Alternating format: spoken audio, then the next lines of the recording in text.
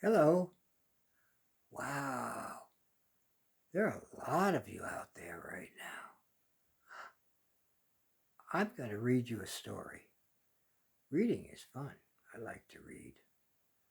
This is a story that I wrote. It's called Grandma's Bouncing Cookies. Of course, when I wrote the story, I didn't draw any pictures. You know what that means? You are going to have to make the pictures up in your own head. You can do it. I trust you. By the way, my name is Martin. My nephews and nieces call me Uncle Marty. But when I'm not looking, they call me Uncle Monkey.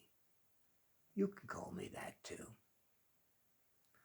All right, you ready to make pictures up in your head? Here we go.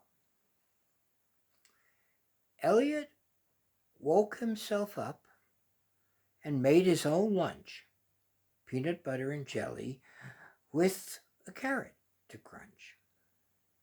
His parents left early for work every day, so Elliot got ready for school and didn't stop to play. Elliot loved school and learning new things, but everyone is happy when the recess bell rings. A bunch of kids were out at recess. They were eating their snacks and making a mess. Timothy's snack was a big piece of cake. I love my grandma, he said. She sure can bake. But not as good as mine, said Tanisha with a sigh, as she ate every crumb from some sweet potato pie. Juanita's grandmother made empanadas, a Mexican treat. She said, my grandma's the queen of good things to eat. Nobody in the world can make curry as well as my Indian grandma, said Shastri Patel.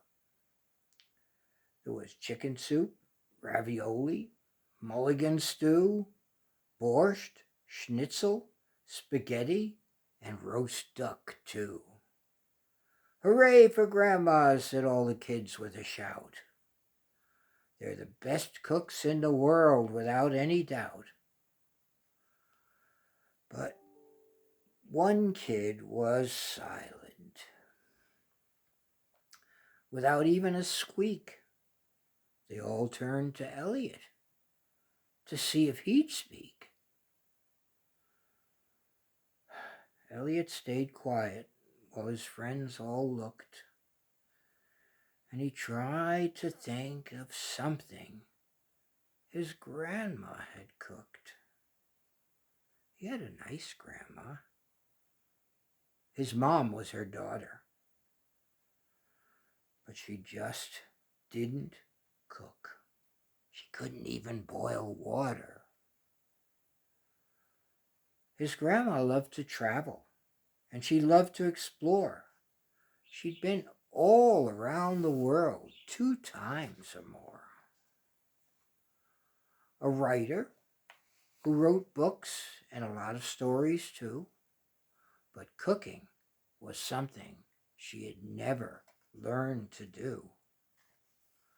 She could ride a unicycle, dance like a clown, and find her way around any foreign town.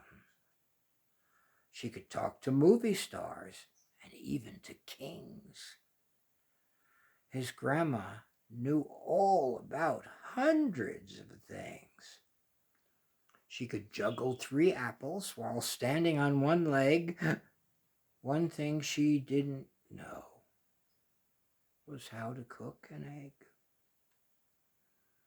Poor Elliot thought, as hard as he could, he didn't want his friends to think his grandma was no good.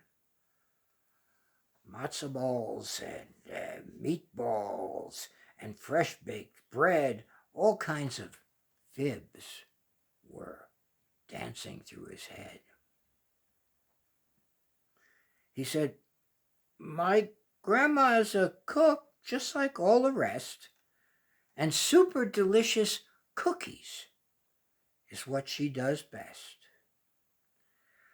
Now, a lie is just like a seed. When you plant it, it grows like some kind of weed. Cookies, cookies, cookies! The kids began to sing. We love cookies more than any other thing. We want cookies. We want cookies. They sang as if one voice. And Elliot said he'd ask his grandma. He really had no choice. After school that day, Elliot went to Grandma's house. He walked into her living room as quietly as a mouse. "Hello, Elliot," Grandma said. "How's my favorite grandson?" Elliot just looked down, afraid to tell her what he'd done. Then Elliot told his grandma, and he began to cry. "Dry your tears, my boy," she said. "Your grandma's going to try. If your friends want cookies, cookies they shall taste. Let's go find a plan. There is no time to waste." Grandma and Elliot looked all around until under the sofa a cookbook was found. "Hooray," said Grandma. "We'll do just fine. There's a cookie recipe on page 49. According to the book, it only takes an hour," said Grandma. "But first, we'll need some sugar and some flour." Grandma measured everything with a big glass cup, put it into a bowl, and mixed it all up. Now, flour doesn't always stay where you want it to go. If you're not very careful, it flies just like snow. Soon there was flour on the ceiling and on the floor, and a big white cloud of flour flying out the door. There was flour on the window and flour everywhere, a little bit on Elliot's face and a lot in Grandma's hair. She mixed all the flour, butter, sugar, and spice. "This is fun," laughed Grandma. "These will taste real nice." She stirred so hard she made the table shake. Then she rolled and she pressed them, and they were ready to bake. On top of each cookie, she put a chocolate dot, and she put them in the oven when the oven was hot. Well, the cookbook says we have to sit down and wait, and soon we'll have cookies to put on our plate. Well, but why sit when you have the chance to listen to some music and to get up and dance?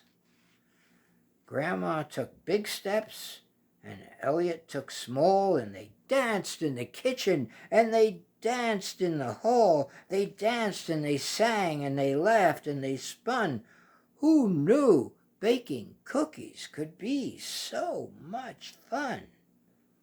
The whole house shook because they danced so hard. So they decided to go out and dance in the yard. Soon the cookies were ready, but the bakers were not. "Oh dear," said Grandma, "I'm afraid we forgot." "The cookies," said Grandma, and Elliot said the same.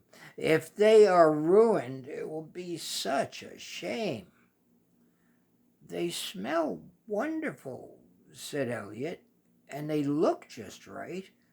Would you mind if I had just one little bite?" "Oh, no," said Grandma. "They first have to cool. You'll taste them tomorrow when you take them to school." The next day, Elliot was excited as could be. He had a plate of Grandma's cookies for all his friends to see. He ran and he jumped and he hopped and he skipped. Then all of a sudden, poor Elliot tripped. One cookie jumped right off the plate, and Elliot said, "Oh no!" He had such an awful feeling as he watched that cookie go. The cookie fell down to the ground, but it didn't stay there. It made a funny boing boing noise and bounced up in the air. Elliot tried to catch it, but that didn't work at all. He jumped as high as he could jump, which made another cookie fall. The second cookie said boing boing and started bouncing too. Elliot laughed and chased the cookies. What else could he do? Every time that Elliot jumped, another cookie fell. He ran and tried to catch them until he heard the bell. The bell! It was time for school to start. Elliot was late, and all he had to show the kids was an empty plate. Elliot tried hard not to cry, but he felt so ashamed. The cookies were all gone, and he knew he would be blamed. But cookies bounced across the playground and across the grass, and they kept on bouncing after him, and they followed him to class. The kids were sitting down when Elliot went in. "Oh, I see the cookies are here," said the teacher with a grin. The kids all laughed and clapped their hands and began to cheer. "Hooray for Elliot," they said. "The bouncing cookies are here." The cookies bounced around the room and made their boing boing noise. "Your grandma's amazing," said one girl. "Her cookies turned out to be toys." "They're toys," shouted one. "Bouncing cookies," yelled another. "3 cheers and hooray for Elliot's grandmother." The cookie said boing boing, and the kids cheered so loudly, Elliot just stood there and said very proudly, "My grandma fixes things, does tricks, writes books. I guess that this proves not all grandmas are cooks. Grandmas are different, just like you and like me. And they can be anything they want to be." I hope you enjoyed that.